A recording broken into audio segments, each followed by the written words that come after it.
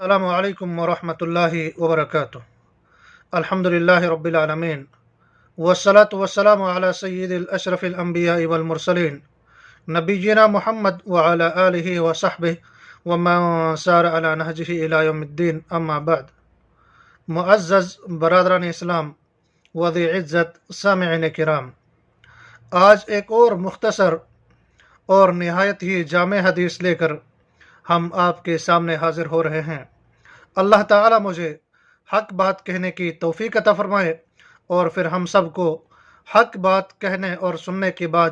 اس پر عمل پیرا ہونے کی توفیق عطا فرمائے۔ در حقیقت یہ حدیث حیا کے تعلق سے ہے، کیونکہ حیا ایک ملکوتی صفت ہے جس کے ذریعے سے ایک انسان اچائی اور برائی کے اندر تمیز بھی کر سکتا ہے، اور حیا ہی کی وجہ سے ایک انسان بندگی حقوق کی ادائیگی میں کسی بھی قسم کی کوتاہی سے اجتناب کرتا ہے، اور اسی حیا کی وجہ سے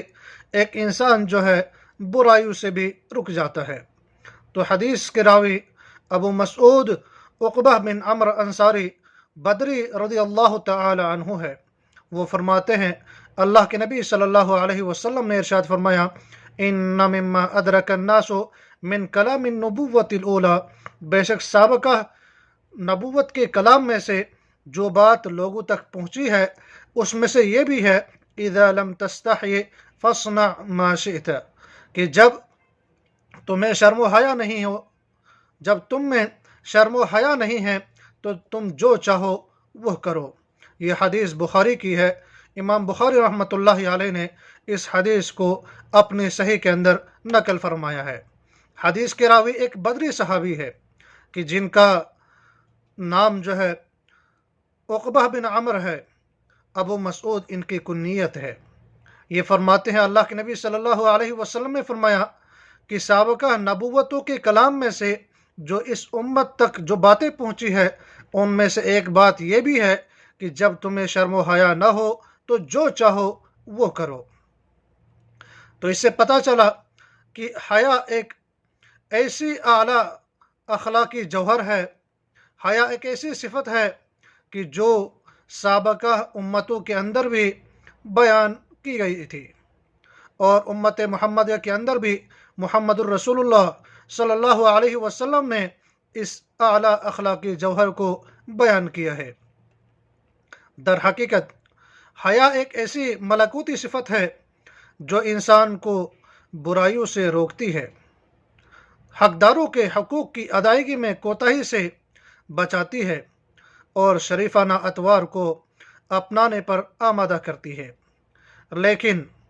جب انسان اس شرم و حیا سے ہاتھ دھو بیٹھتا ہے، جب انسان سے شرم و حیا کا خاتمہ ہو جاتا ہے، تو پھر انسان برائی کو برائی نہیں سمجھتا، اور انسان بندوں کے حقوق کی ادائیگی میں بہت زیادہ کوتاہی برتتا ہے، اور پھر وہ شرم و حیا کے فقدان کی وجہ سے واجبات کی ادائیگی سے بھی محروم آہستہ آہستہ رہ جاتا ہے۔ لیکن جب شرم و حیا ایک انسان کے اندر باقی ہو تو پھر انسان کو برائیوں سے روکنے میں وہ کافی معاون اور مددگار ثابت ہوتی ہے۔ لیکن جب یہی شرم و حیا جو انسان کو برائیوں سے نہ روکے بلکہ واجبات کی ادائیگی میں سے بھی یہ رکاوٹ بن جائے تو قابل تعریف نہیں، بلکہ اس قسم کی شرم و حیا قابل مذمت ہوا کرتی ہے۔ حیا کی تعریف میں بہت سارے فرامین نبی جو ہے وہ ارشاد ہوئے ہیں، بہت سارے فرامین جو ہے وارد ہوئے ہیں۔ اللہ کے نبی صلی اللہ علیہ وسلم نے فرمایا، الحیاء من الایمان، حیا ایمان کا ایک حصہ ہے، ایمان کی ایک شاخ ہے۔ گرچہ کی حدیث کے اندر اس کے مختلف الفاظ وارد ہوئے ہیں، لیکن معنی میں متحد ہے کہ حیا ایمان کا ایک حصہ ہے،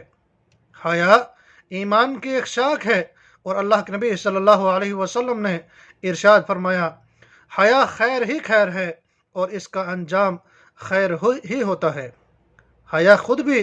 خیر ہے، بھلائی ہے، اور اس خیر کا انجام بھی بھلائی ہی ہوا کرتا ہے۔ اس حدیث کا مطلب دو طرح سے ہو سکتا ہے۔ ایک مطلب یہ کہ جو کام تم کرنا چاہتے ہو اسے اچھی طرح سے دیکھو، اور اگر وہ ایسا نہیں ہے جس سے شرم کی جائے تو اسے کر ڈالو، اور اگر وہ کام ایسا ہے جس سے شرم آتی ہو تو اسے چھوڑ دو اور مخلوق کی پرواہ نہ کرو۔ اور اسی طرح سے دوسرا مطلب یہ بھی ہو سکتا ہے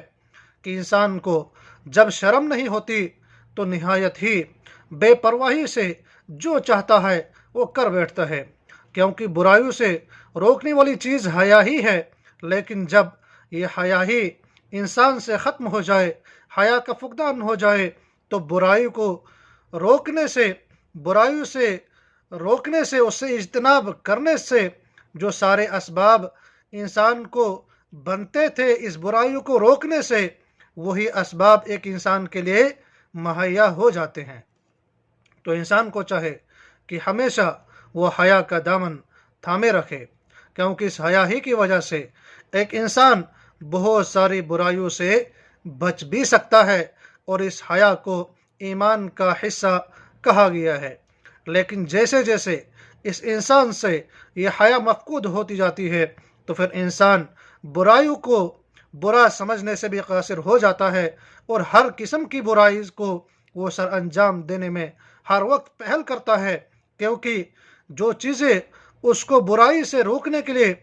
اسباب بنا کرتے تھے وہی چیزیں اب بآسانی اس کے لیے مہیا ہو جاتی ہے، جس کی وجہ سے وہ انسان پھر برائیوں کے اندر گرفتار ہو جاتا ہے۔ اور اللہ کے نبی صلی اللہ علیہ وسلم نے فرمایا کہ یہ حیا خیر ہے، اور اس خیر کا انجام بھی خیر ہی ہوا کرتا ہے۔ اس لیے ایک انسان کو چاہے کہ ہمیشہ ہر حال میں وہ حیا کا دامن تھامے رکھے۔ اللہ تعالی ہمیں حق بات کہنے کے بعد اس پر عمل پیرا ہونے کی توفیق عطا فرمائے۔ ربنا تقبل منا انک انت السمیع العلیم۔